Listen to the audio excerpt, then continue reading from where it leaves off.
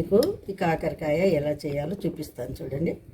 రండి, పక్కా కొలతలతో మీకు అంతా చూపిస్తాను. ఎలా చేద్దాము కిచెన్లోకి వెళ్దాం రండి. మీకు కాకరకాయ నిల్వ పచ్చడి చూపిస్తున్నాను చూడండి. చిన్న కాకరకాయలు ఒక దాంట్లో 2 చేశాను. మీకు చిన్నవి లేవనుకోండి, పెద్ద దాంట్లో 4. ఈ చెట్టు చేయలేదండి, నిల్వ పచ్చడి కదా, ఈ చెట్టు తీసుకుంటే పాడైపోతుంది పచ్చడి. ఇట్లా ఉప్పు నీళ్ళల్లో ఒక అర్ధగంట నానబెట్టుకోండి. తర్వాత ఈ నీళ్ళన్నీ ఇట్లా తీసి గట్టిగా, లేకపోతే మీరు బొర్రలు గిన్నెలు ఓడేసుకోండి, నీళ్ళన్నీ పోతాయి. ఇప్పుడు స్టవ్ మీద ఆయిల్ పెట్టాను చూడండి.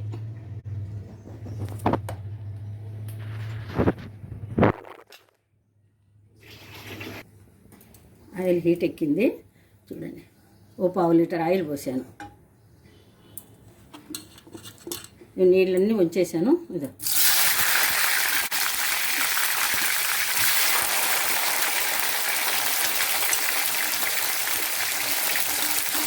ఒక 5 నిమిషాలు ఇది నేను వేగనిద్దాం. ఎక్కువ అవసరం లేదు, 5 నిమిషాలు. ఎక్కువ వేగాల్సిన అవసరం లేదు.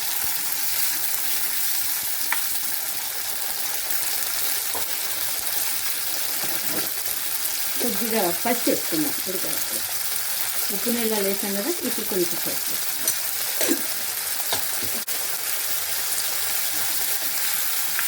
ఇంత ఆయిల్ వేసాం కదా, ఒక 5 నిమిషాలు దీన్ని కలుపుతా కొంచెం మగ్గనిద్దామండి. అర్ధ కేజీ కాకరకాయలు ఉంటాయి. దానికి చింతపండు 100 గ్రాములు నానబెట్టి రసం, ఇది వేడి నీళ్ళల్లో చింతపండు నానబెట్టాను. తర్వాత గుజ్జు ఇట్లా తీసాను. 100 గ్రాములు చింతపండు ఇట్లా తిక్కగా.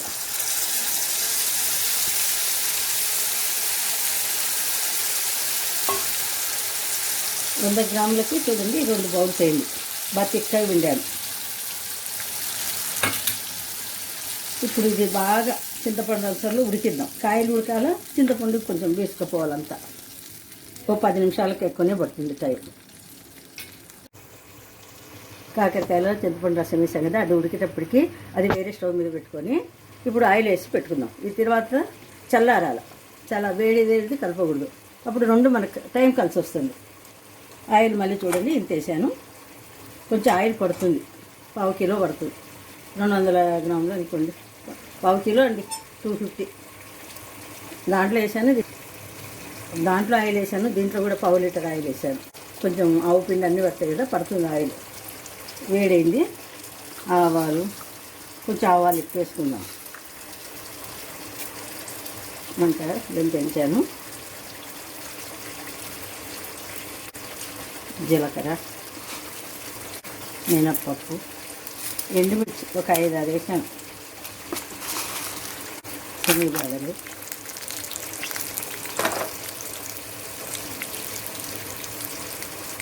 వెల్లుల్లి ఊరికే చిత్తతోటి వేసాను. ఇట్లా పుట్టుతో ఇట్లా వేస్తే ఆయిల్లో వేస్తే బాగుంటుంది అన్నమాట.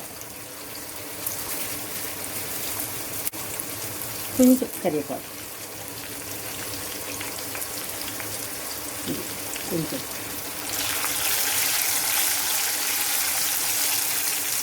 ఆ వెల్లుల్లి దాంట్లో ఉడుకుతుంటే ఆయిల్లో మంచి వాసన వస్తుంది. ఒక పీస్ ఇంగు, ఏ దాంట్లో అయినా ఇంగు పడితేనే మనకు రుచి పచ్చడికి.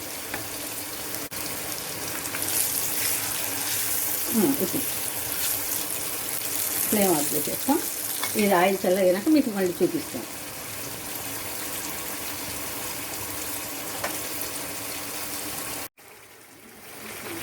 చింతపండు రసం వేసి ఉడికించమని చెప్పాను కదా, 10 నిమిషాలు అయిపోయింది. చూడండి, హై ఫ్లేమ్లోనే ఉడికించండి.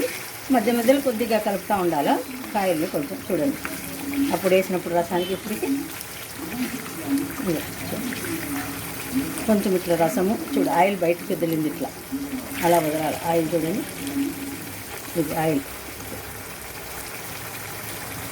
ఇప్పుడు ఇంకా కరెక్ట్గా ఉంది. ఇది కొంచెం లిక్విడ్ ఇట్లా ఉండాలి. ఇట్లా ఉంటేనే మనం కారం అవన్నీ వేసినాక సెట్ అవుతుంది. ఇప్పుడు స్టవ్ కట్టేద్దాం. ఇది చల్లారినాక మీకు కలిపి చూపిస్తాను. మనం అప్పుడు కాకరకాయ చింతపండులు ఉడికించి పెట్టుకున్నాం కదా, చల్లగా అయిపోయింది. ఇప్పుడు మెంతిపిండి, మెంతులు కొద్దిగా వేయించి ఇట్లా పొడి చేసుకోండి. ఇది ఒక పెద్ద స్పూన్. ఆవాలు కూడా అంతే, మిక్సీకి వేసుకోండి. ఇది ఒక పెద్ద స్పూన్.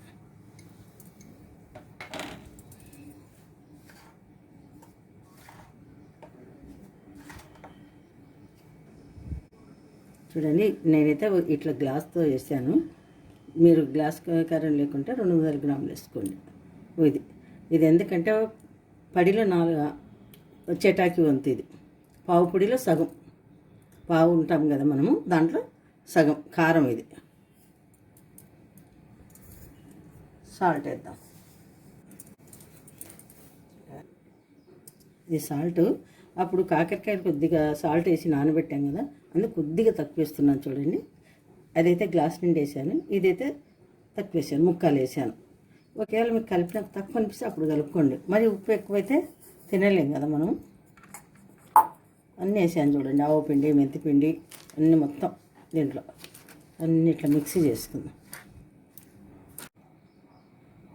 అంతా ఇట్లా కలిపేసుకున్నాం కదా.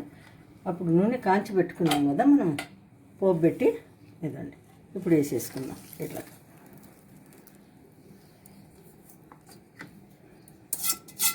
నీళ్ళు వేసి పోపు పెట్టాను. అప్పుడు చల్లగా అయిపోయినాయి 2 అనమాట. ఎప్పుడైనా 2 బాగా చల్లగా కూల్గా కావాలి. మనం ఏ పచ్చడి చేసుకున్నా చల్లగా ఉన్నాకనే కలుపుకోవాలి. ఇట్లా అంతా ఇది ఒకరోజు బాగా ఇదే అయిందనుకోండి, ఆయిల్లో చింతపండు రసం వేసాం కదా, బాగా టేస్ట్గా ఉంటుంది. అంత ఆయిల్ వేసి కలిపాను కదండి, అది అంత ఇట్లా వచ్చేసింది. ఇది 2 రోజులు ఊరిందంటే నూనె పైకి తేలుతుంది. ఇది ఇప్పుడు మనం సర్వింగ్ బౌల్లోకి తీసుకుందాం. చూడండి, ఆయిల్ అంతా కలిపేసినాక ఇట్లా సర్వింగ్ బౌల్లోకి తీసుకున్నాను. ఇది కాకరకాయ ఊరగాయ పచ్చడి అనరు, ఊరగాయ, నిల్వ ఊరగాయ. ఇది 6 నెలల వరకైనా ఉంటుంది మీకు. కాకరకాయలు ఫ్రెష్ తీసుకోండి. సరైన కొలతలతో చేసుకున్నారంటే 6 నెలల వరకు ఉంటుంది, చెడిపోదు. వేడి వేడి అన్నంలో వేసుకుని తిన్నా ఏమిట్లేకైనా మీకు చాలా టేస్టీగా కూడా ఉంటుంది.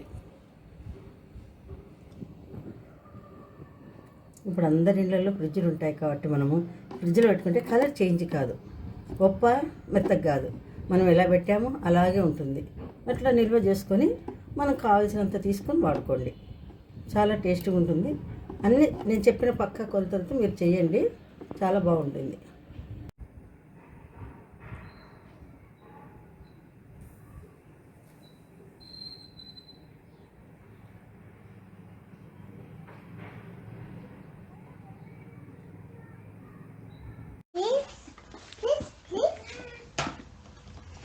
Subscribe everybody.